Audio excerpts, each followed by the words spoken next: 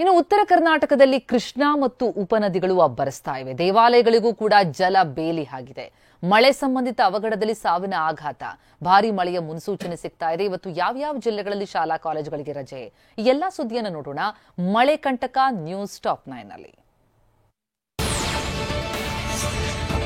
ಕೊಡಗು ಜಿಲ್ಲೆಯಲ್ಲಿ ಇವತ್ತು ಭಾರಿ ಮಳೆಯಾಗುವ ಮುನ್ಸೂಚನೆ ಇದೆ. ಹೀಗಾಗಿ ಮುಂಜಾಗ್ರತಾ ಕ್ರಮವಾಗಿ ಅಂಗನವಾಡಿ, ಪ್ರಾಥಮಿಕ, ಪ್ರೌಢಶಾಲೆ ಮತ್ತು ಪದವಿ ಪೂರ್ವ ಕಾಲೇಜುಗಳಿಗೆ ಇವತ್ತು ಕೂಡ ರಜೆ ಘೋಷಣೆ. ಹಾಸ್ಪಿಟಾಲಿಟಿ ಕ್ಷೇತ್ರದಲ್ಲಿ ಜಾಗತಿಕ ವೃತ್ತಿಯ ಕನಸು ಇದೆಯಾ? ಜಾಗತಿಕ ಅಧ್ಯಯನ ಉದ್ಯೋಗ ಅವಕಾಶಗಳೊಂದಿಗೆ ಭಾರತದ ನಂಬರ್ 1 IIHM ನಲ್ಲಿ ಓದಿ ಪ್ರವೇಶ ಆರಂಭವಾಗಿದೆ. ಈಗಲೇ ಸೇರಿ ಘೋಷಿಸಲಾಗಿದೆ. ರಜೆ ಘೋಷಿಸಿ ಕೊಡಗು ಜಿಲ್ಲಾಧಿಕಾರಿ ವೆಂಕಟರಾಜ ಆದೇಶಿಸಿದ್ದಾರೆ.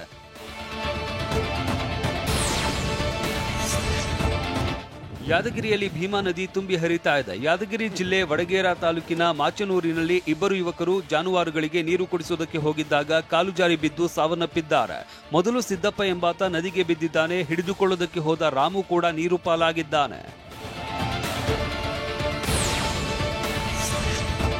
ಮಹಾರಾಷ್ಟ್ರದ ಪಶ್ಚಿಮ ಘಟ್ಟದಲ್ಲಿ ಸುರಿತಾ ಇರುವ ಮಳೆಯಿಂದಾಗಿ ಬೆಳಗಾವಿಯ 5 ನದಿಗಳು ಉಕ್ಕಿ ಹರಿತಾ ಇವೆ. ಅದರಲ್ಲೂ ಘಟಪ್ರಭಾ ನದಿಯಿಂದ 51 TMC ಸಾಮರ್ಥ್ಯದ ಹಿಟಕಲ್ ಡ್ಯಾಂಗೆ ಅಪಾರ ಪ್ರಮಾಣದ ನೀರು ಹರಿದು ಬರ್ತಾ ಇದೆ. ಇದೇ ಮೊದಲ ಬಾರಿಗೆ ಜೂನ್ ತಿಂಗಳಲ್ಲೇ ಅರ್ಧದಷ್ಟು ಭರ್ತಿಯಾಗಿದೆ. ಇದರಿಂದ ಡ್ಯಾಂನ ಹಿನ್ನೀರಿನಲ್ಲಿ ಇರುವ 30 ಅಡಿ ಎತ್ತರದ ವಿಠ್ಠಲ ಮಂದಿರ ಮುಳುಗಿ ಬರೀ ಕಲಶ ಮಾತ್ರ ಕಾಣಿಸ್ತಾ ಇದೆ.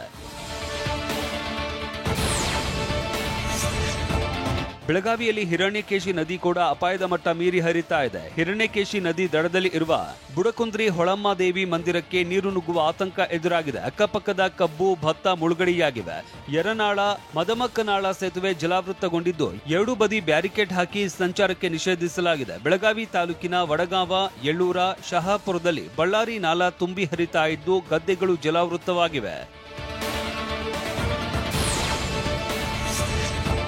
ಹಾವೇರಿ ಜಿಲ್ಲೆಯಲ್ಲಿ ವರದಾ ನದಿ ಮೈದುಂಬಿ ಹರಿತಾ ಇದೆ. ಕಳಸೂರು ಬಳಿ ಇರುವ ಬ್ರಿಡ್ಜ್ ಕಮ್ ಬ್ಯಾರೇಜ್ ಮುಳುಗಡೆಯಾಗಿದ್ದು ಹಾವೇರಿ, ಸವಣೂರು 2 ತಾಲೂಕಿನ ಸಂಪರ್ಕ ಕಡಿತಗೊಂಡಿದೆ. ಇದರಿಂದ 30 ರಿಂದ 40 ಕಿಲೋಮೀಟರ್ ಸುತ್ತು ಹಾಕಿ ಸಂಚರಿಸಬೇಕಾದ ಪರಿಸ್ಥಿತಿ ನಿರ್ಮಾಣವಾಗಿದೆ. ಘಟಪ್ರಭೆಯ ಅಬ್ಬರದಿಂದ ಬಾಗಲಕೋಟೆಯ ಮುಧೋಳ ತಾಲೂಕಿನ ಮಿರ್ಜಿ ಸೇತುವೆ ಮುಳುಗಡೆ ಹಂತಕ್ಕೆ ಬಂದಿದೆ. ಅಕಸ್ಮಾತ್ ಸೇತುವೆ ಮುಳುಗಡೆಯಾದರೆ ಮಿರ್ಜಿ ಮಹಾಲಿಂಗಪುರ ಸಂಪರ್ಕ ಬಂದ್ ಆಗಲಿದೆ.